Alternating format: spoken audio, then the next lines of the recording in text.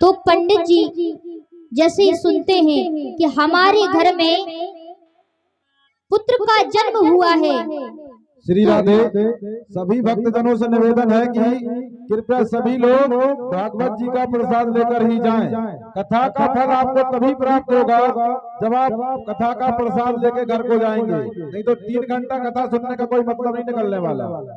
इसलिए कथा अब विश्राम की ओर है, तो कृपया 10-15 मिनट और ही इंतजार करना पड़ेगा आप सभी को। तो इस कथा प्रांगण में श्री रहमान खान जी द्वारा 51 रुपए का दान भागवत भगवान जी के चरणों में अर्पित किया गया है।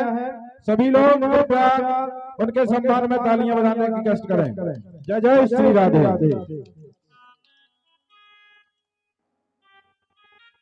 बोली राम राजा सरकार की जय। पंडित जी ने जैसे ही सुना बड़े खुश हो गए, बड़ा उत्सव मनाया, धूमधाम से बैंड बाजी के साथ। और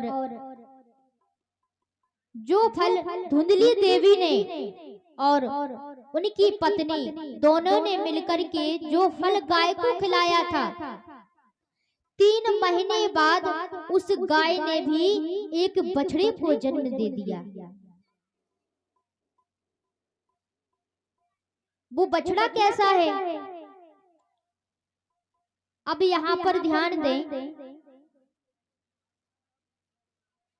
उसका संपूर्ण शरीर मनुष्य जैसा है, लेकिन कान है बिल्कुल गाय जैसे, क्योंकि संत ने वो फल उनकी पत्नी को दिया था। इसीलिए वो फल गाय को खिला करके उस गाय के बछड़े ने उनका जन्म हुआ। और आत्मदेव जी बोले कि हमारा नाम आत्मदेव है और मैं अपने पुत्र का नाम रखूंगा परमात्मा देव।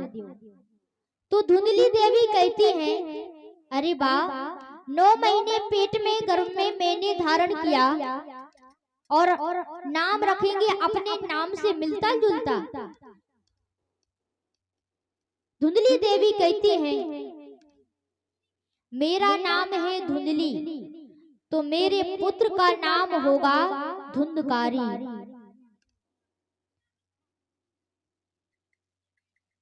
अब उस गाय के बछड़े का नाम रखा गया। आत्मदेव जी ने बड़ा सुंदर नाम रखा,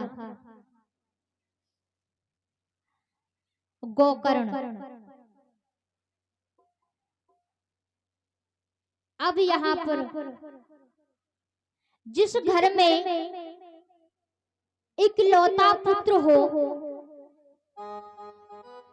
तो उस घर में उस पुत्र के बिगड़ने का आरंभ शुरू हो जाता है। जिस घर में एक पुत्र हो, तो उस घर में माता पिता को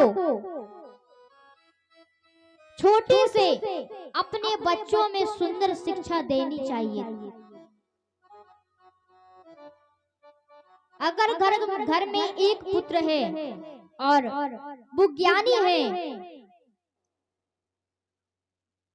तो अपने वंश को तार सकता है। और वही पुत्र नालायक निकल जाए तो अपने वंश को बर्बाद कर देता है। तो यहीं पर आत्मदेव जी से गलती हो गई। कैसी? गोकर्ण पंडितो ज्ञानी धुंधकारी महाखला। गोकर्ण जी बड़े विद्वान हैं और धुंधकारी महान खल बन गया। सबसे पहले धुंधकारी छोटे में कंचे खेलने लगा और कंचे खेलते खेलते बड़ा हुआ तो ताश भी खेलने लगा और ताश खेलते खेलते उसमें पैसा भी लगाने लगा। और जब पैसा भी हारने लगा तो माँ से सोना चांदी भी ले जाने लगा। सोना चांदी भी हारने लगा। अब क्या हुआ? धुंधकारी का बिगड़ना आरंभ हो गया। एक दिन धुंधकारी बोला, माँ मुझे और सोना दो और चांदी दो।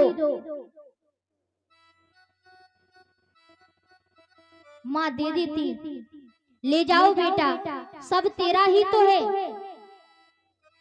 सोना चांदी हारने लगा तो फिर से मांगने लगा, माँ मुझे सोना दो चांदी दो। तो माँ ने कहा, बेटा सब तो ले गया, अब बचा ही क्या है जो मैं तुम्हें दे दूं।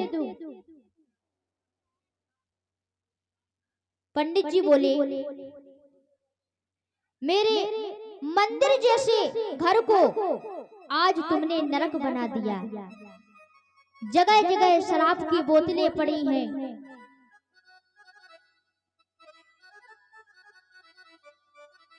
और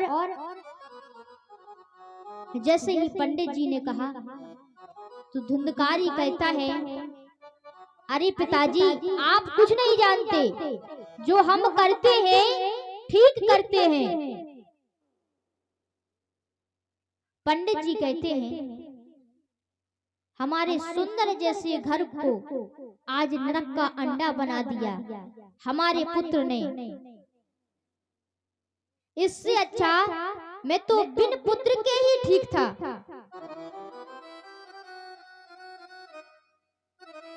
इतना कहते ही पंडित जी के मन में बात याद आई कि संत ने कहा था, तुम्हें 7 जन्मों तक पुत्र का सुख नहीं है। तो संत का वचन कभी झूठा नहीं जाता।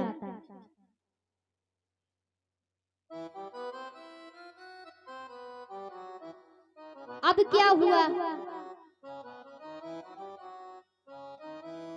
पंडित जी ने जैसे ही सोचा, अब वन में तो जा नहीं सकते, इतनी शक्ति है भी नहीं है, और घर में रहे तो कैसे रहे। बैठे बैठे विचार करने लगे।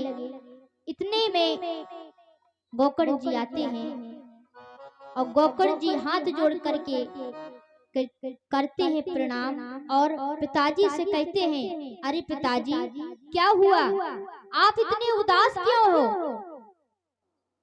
पंडित जी कहते हैं, अरे गोकर्ण क्या बताएं, आज हमारे पुत्र ने मंदिर जैसे घर को आज नरक का अंडा बना दिया। अब क्या करें? वन में भी नहीं जा सकते और घर में भी नहीं रख सकते। गोकर्ण अब तुम ही मेरा मार्गदर्शन कराओ, मैं क्या करूं? गोकर्ण जी कहते हैं, आपको एक काम करना है,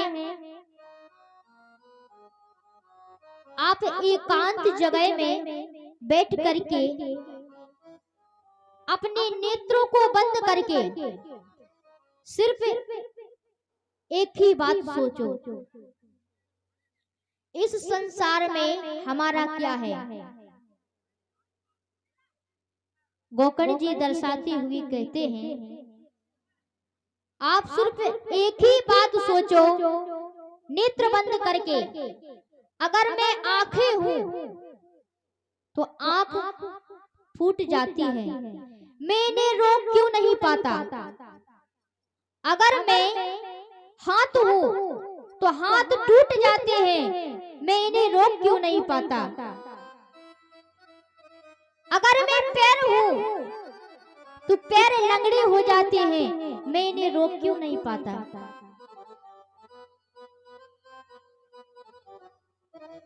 और ऐसा सोच करके सिर्फ आपके मन को शांति मिलेगी।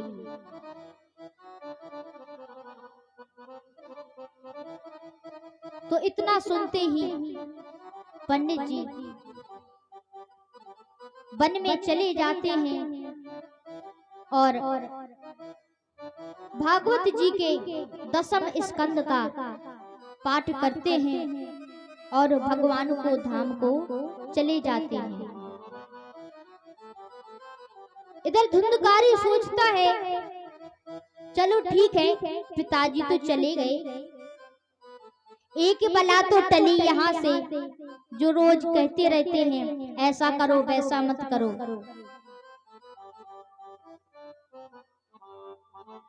अब क्या हुआ, धुंधकारी अपनी माँ को मारने लगा।